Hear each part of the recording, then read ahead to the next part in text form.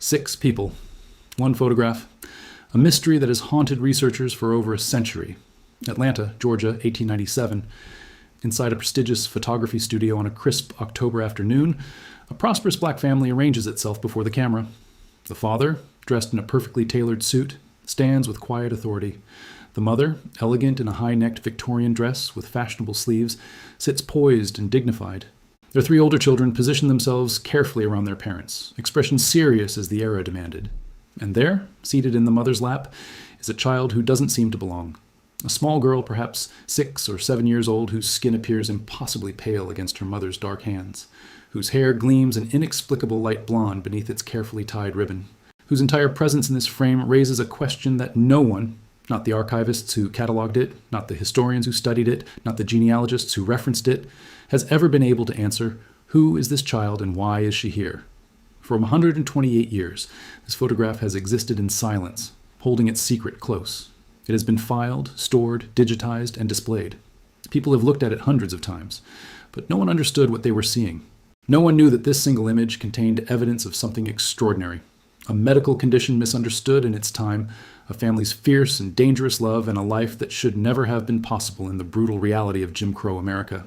Until now, if you want to discover the shocking truth behind this mysterious photograph and learn how one researcher finally solved a 128-year-old puzzle that will change everything you thought you knew about the past, subscribe to this channel and hit the like button. What you're about to discover will leave you speechless. Dr. Rebecca Torres was 6 months into digitizing 19th century Southern photography when she opened catalog file 3847. It was late February 2025. Nearly midnight in her Duke University office, and she was working through the final boxes from a recently acquired Atlanta collection. The photograph appeared routine at first: prosperous black family, formal studio setting, Victorian era. She began filling out the standard documentation form: estimated date, photographic process, probable location. Then she adjusted the screen brightness to examine details more carefully. Her fingers stopped moving across the keyboard. She stared at the monitor for several long seconds, then leaned closer, squinting. She zoomed the image to 200%. Then 400%. "That can't be right," she whispered. The family in the photograph was unmistakably African American. The parents, the 3 older children, all clearly black. Their clothing was expensive and well-fitted. Their posture spoke of dignity and prosperity. The studio backdrop and lighting indicated this was a significant, carefully planned portrait. But the youngest child, a small girl seated centrally in the mother's lap, appeared to be white. Not light-skinned black, not biracial, white. Even in the sepia tones of 1890s photography, the contrast was impossible to miss. The child's skin was dramatically, shockingly lighter than everyone else in the frame. Her hair, styled carefully with a dark ribbon, appeared blonde, almost platinum in tone. Her small pale hands rested against her mother's dark sleeve like snow against midnight. Rebecca had studied historical photography for 15 years. She understood the technical limitations of 19th century cameras, the ways aging and chemical processes could alter images, the common degradation patterns in old photographs. This wasn't any of those things. The image quality was excellent. There was no evidence of retouching, composite work, or multiple exposures. The lighting was consistent across all subjects. This was a genuine, unaltered photograph of 6 people posed together, 5 black, 1 apparently white. Rebecca's mind raced through possibilities. Adoption? But interracial adoption by black families in 1897, Georgia would have been virtually impossible and certainly dangerous. A neighbor's child included for some reason? But why would a formal, expensive studio portrait include someone else's child, positioned so intimately in the mother's arms? A photographic error? 2 separate sittings somehow combined? No, the positioning, lighting, and focus were too perfect. She saved the file and marked it for priority research. Whatever this photograph was, it wasn't routine. It was a puzzle that had apparently stumped everyone who'd seen it for over a century. And Rebecca Torres intended to solve it. The photograph had almost no identifying information. The studio mark in the bottom corner read, J. Morrison & Sons, Photographers, Atlanta Gapers, a well-known establishment that operated between 1885 and 1903. The clothing styles and photographic paper suggested a date between 1895 and 1899. But there were no names, no written notations, nothing to identify who these people were. Rebecca contacted the estate executor who donated the collection. The photographs had belonged to Ernest Whitfield, a retired pharmacist who'd spent 4 decades collecting African-American historical materials before his death at age 93. Uncle Ernest never cataloged most of it properly, his niece explained during their phone conversation. He just collected whatever he could find, always said too much black history was being destroyed or thrown away, so he saved everything he could get his hands on. Rebecca asked whether any documents, correspondence, or records might identify the families in the photographs. The niece promised to search through remaining boxes before the estate auction. 3 weeks later, a package arrived at Duke. Inside were a handwritten receipt, a studio appointment book, and a fragile envelope of customer correspondence. The receipt, dated October 12, 1897, listed Washington family, 6 persons, formal sitting, 4 prints ordered, $8.50 paid in full. Washington. A surname, but no first names. The appointment book was more revealing. On October 12, 1897, 2:00 p.m., Washington, proprietor, Auburn Avenue Tailoring Establishment, Family Portrait Commission. Rebecca's pulse quickened. Auburn Avenue. In 1897, Atlanta, that was the heart of black economic success. The street where black-owned businesses thrived despite the increasing brutality of Jim Crow laws. If the Washingtons owned a tailoring business on Auburn Avenue, there would be city records. She spent the next week immersed in Atlanta archives, business directories, tax records, property deeds, commercial licenses. Finally, she found it. Thomas Washington, proprietor, Washington & Sons Fine Tailoring, 127 Auburn Avenue, established 1889. Cross-referencing with census records, she assembled the family structure. Thomas Washington, born 1855. Wife Ruth, born 1858. 4 children listed in the 1900 federal census: David, age 16, Samuel, age 13, Grace, age 11, Clara, age 9. Clara, born approximately 1891, which would make her about 6 or 7 in an 1897 photograph. The youngest child. The position matched. But it still didn't explain the central mystery.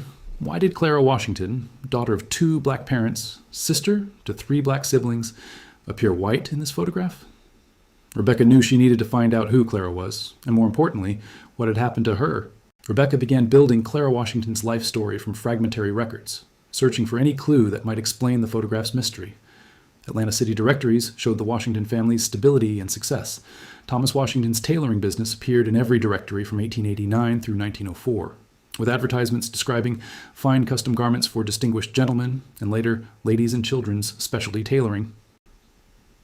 Church records from Big Bethel AME Church, one of Atlanta's oldest and most prominent black congregations, listed the entire Washington family as members.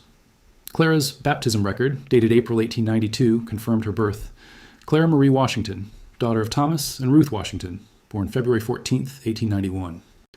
The 1900 census showed the family living in a purchased home on Bell Street, just off Auburn Avenue, a substantial 2-story residence valued at $2,800, an impressive sum for a black family in that era. But nowhere in these routine records was there any explanation for Clara's appearance.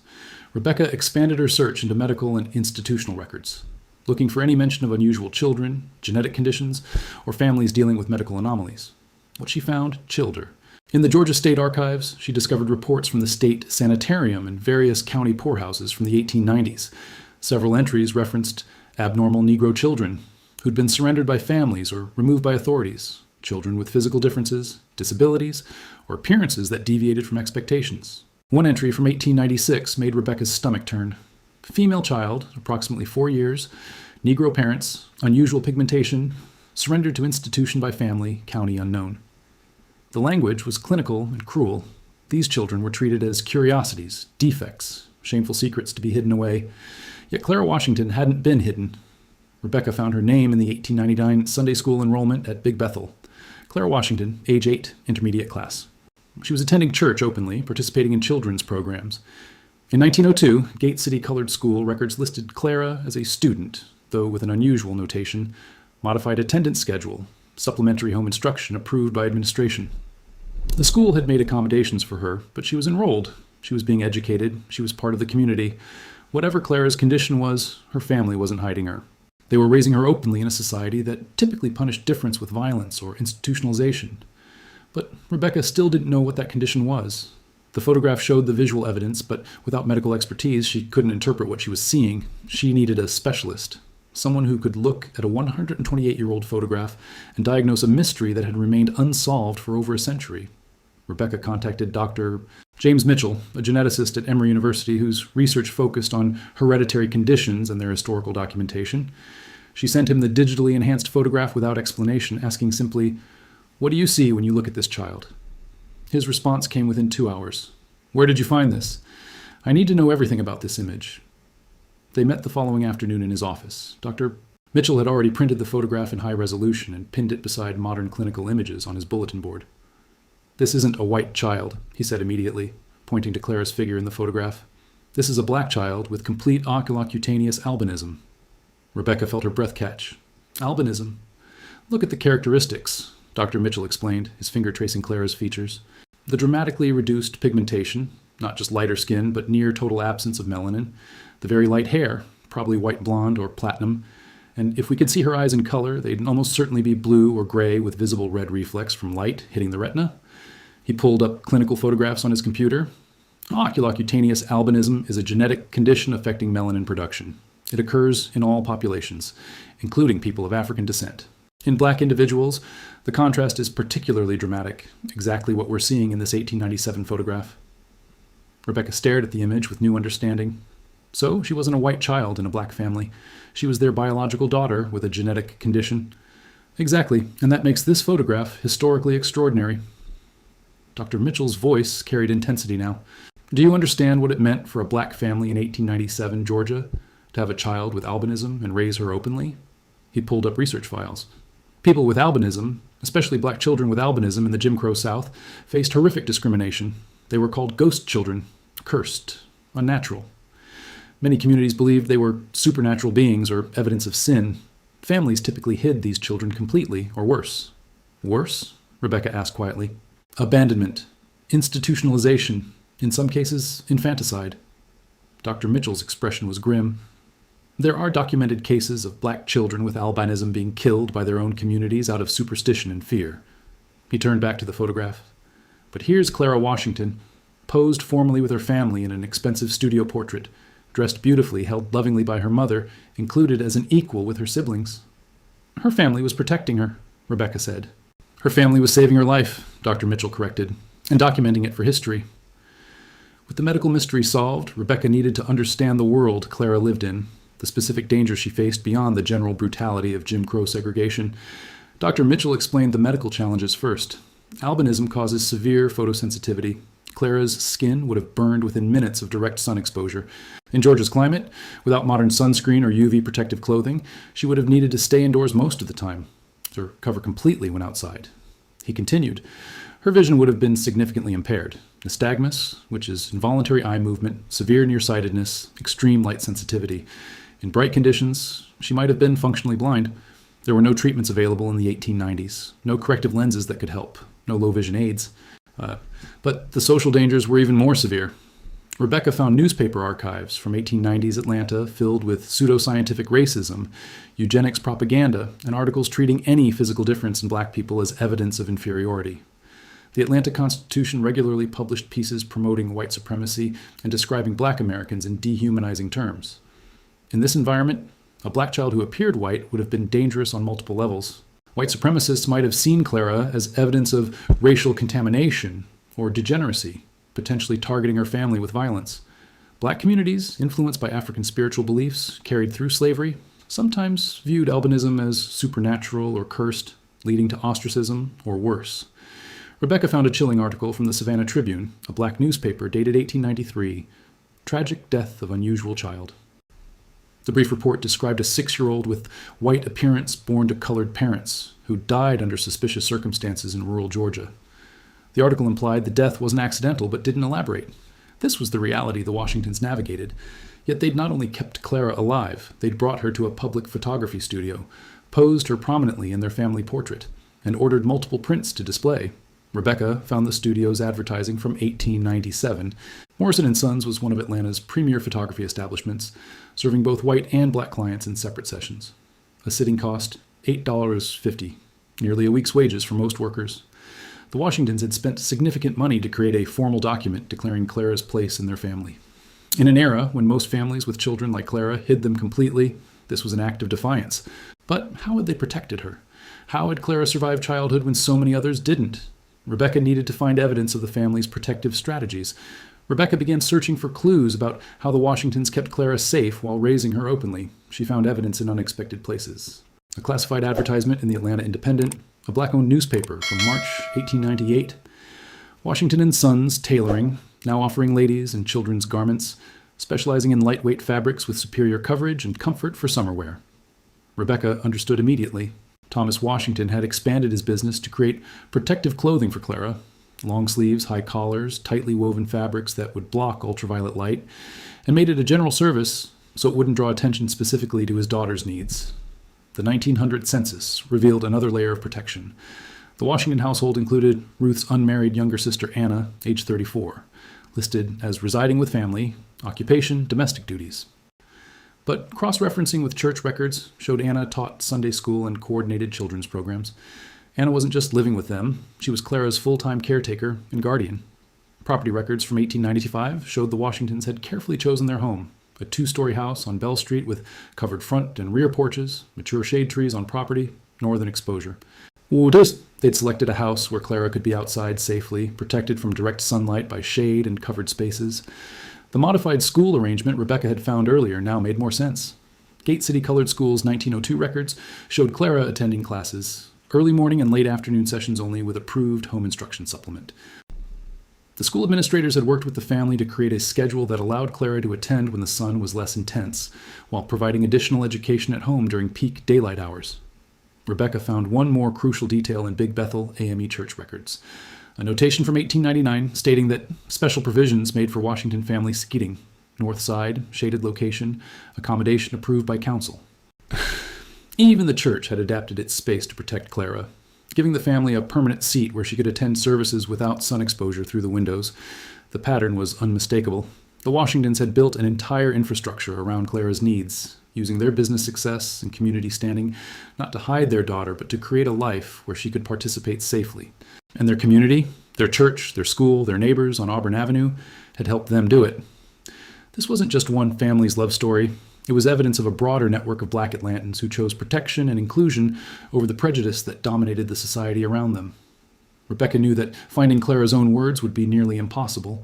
Most Black women from this era left few written records, and someone with Clara's medical challenges would be even less likely to appear in historical documents. But she searched anyway.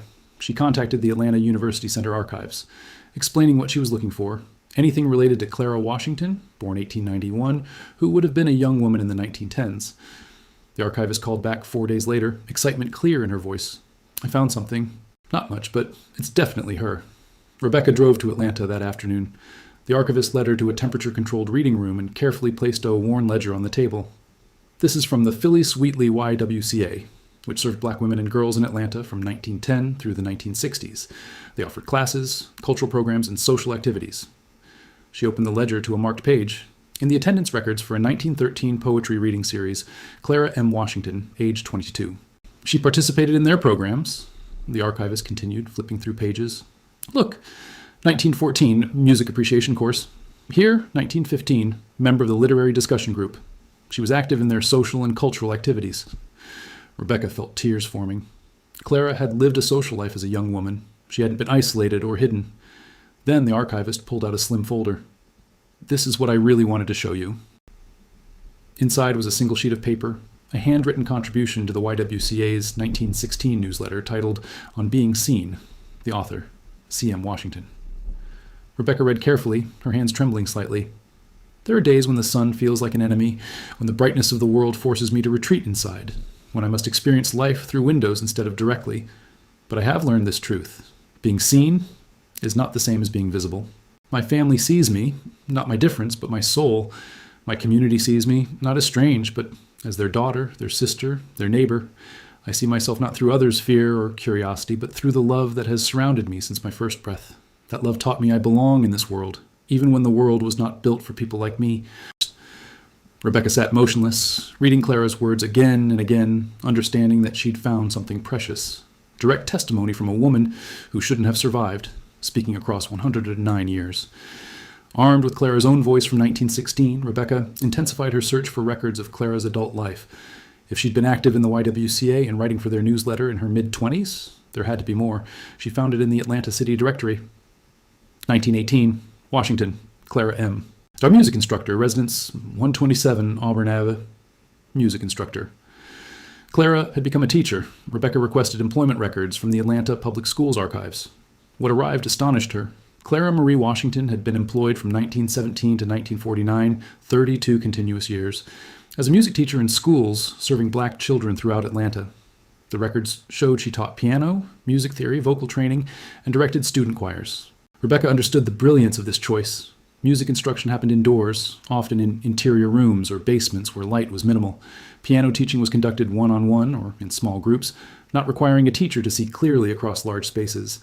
Clara had found a profession perfectly suited to her medical limitations, while allowing her to contribute meaningfully to her community.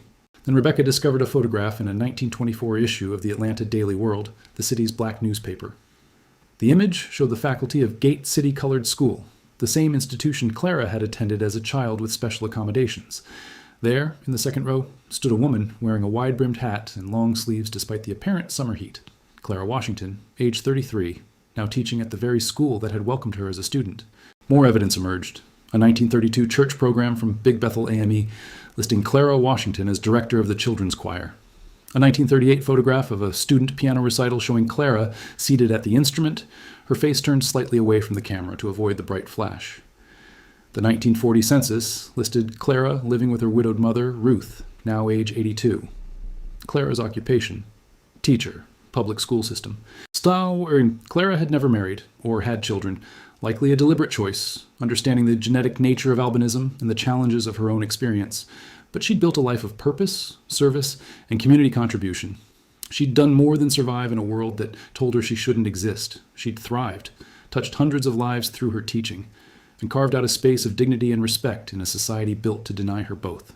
The girl in the 1897 photograph had grown into a woman of quiet, powerful resilience. Rebecca found Clara's death certificate in the Georgia Vital Records Archive. Clara Marie Washington died January 8, 1970, age 78, Atlanta, Georgia. Cause of death: metastatic melanoma.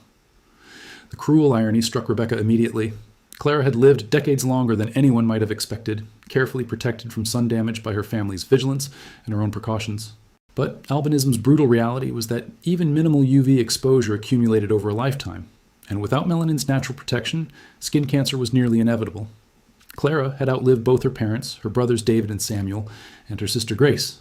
She'd witnessed the transformation of Auburn Avenue from the center of black prosperity to a street struggling with urban renewal. She'd lived through Jim Crow's worst years and seen the civil rights movement begin to dismantle the system that had threatened her existence. The death certificate listed her residence as the house on Bell Street, the same property her parents had purchased in 1895. She'd spent her entire 78 years in that house. Rebecca requested probate records. Clara's will, filed February 1970, was straightforward. She left her modest estate, the house, her savings from teaching, personal possessions, to Big Bethel AME Church, with specific instructions that a scholarship fund be created for students pursuing music education, with preference given to those facing unusual challenges in achieving their educational goals. C, the Clara Washington Music Scholarship had been awarded annually from 1971 through 1994, supporting 23 students before the fund was absorbed into a larger church scholarship program.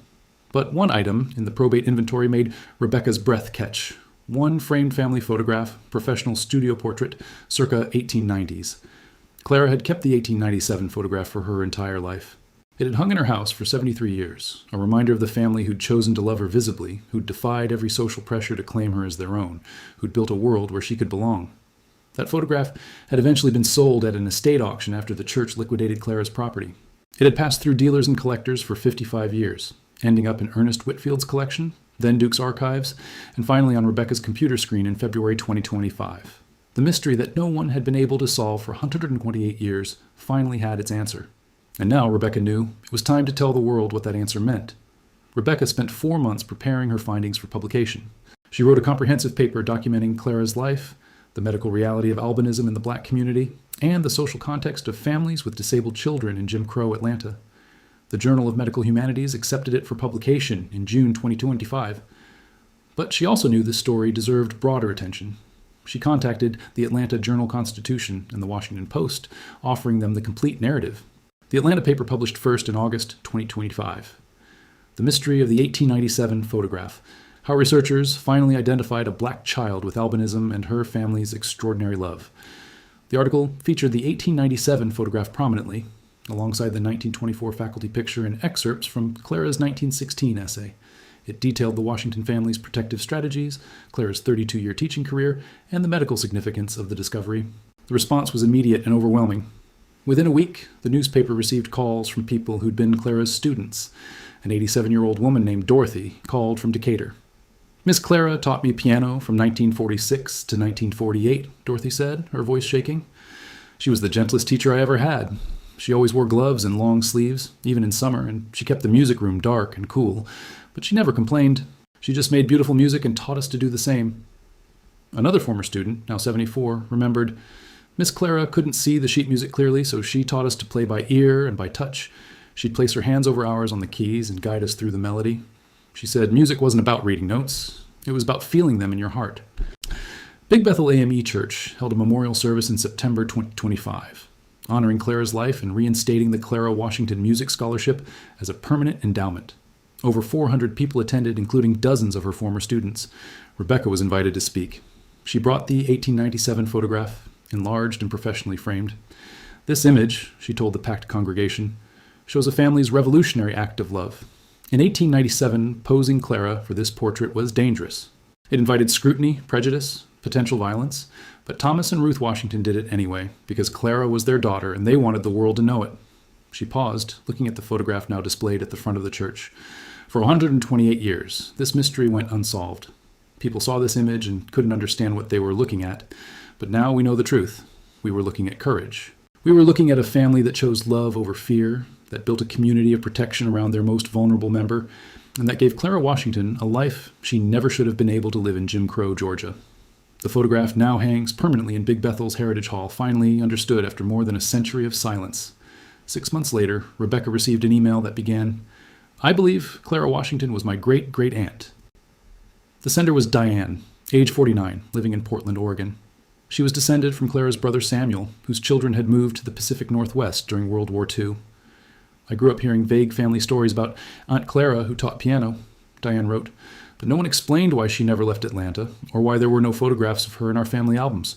When I saw your article in the 1897 portrait, everything finally made sense." Diane flew to Atlanta in November 2025. Rebecca met her at the church and showed her everything she'd discovered about Clara's life. They stood together before the framed 1897 photograph. Diane stared at Clara, the small girl in her mother's lap, the one who looked so different, the one whose family loved her enough to make her visible when the world demanded she be hidden. "My grandmother must have known about Clara," Diane said quietly, tears streaming down her face. "Samuel's daughter. She must have known her aunt had albinism, but she never told us. Maybe she was protecting Clara's memory. Maybe she didn't know how to explain." "Or maybe," Rebecca suggested gently, "she was continuing what your family had always done, protecting Clara in the way she thought best." Diane nodded. "I wish I'd known her. I wish I'd known this story while I was growing up." Before leaving Atlanta, Diane requested copies of everything, the photographs, the teaching records, Clara's essay, the newspaper articles. She wanted to share Clara's story with her children and grandchildren. "They need to know," she said, "that we come from people who chose love when the world chose hate, who built a life for someone society said didn't deserve one, who were brave enough to say, 'This is our daughter and she belongs.'" Rebecca's research paper was published in September 2025 and won the year's Medical Humanities Award. More importantly, it became required reading in genetic counseling programs, medical history courses, and disability studies departments across the country. Clara Washington's story, accidentally preserved in a photograph, misunderstood for 128 years, finally solved by medical expertise and historical determination, now teaches thousands of students annually about genetics, family resilience, and the intersection of race, disability, and love in American history. The mystery that no one could unravel has finally been solved. And the little girl in her mother's lap, the one who seemed impossible, who defied explanation, whose very existence was a puzzle, has finally received the recognition and honor she always deserved. The 1897 photograph no longer holds a mystery. It holds a testament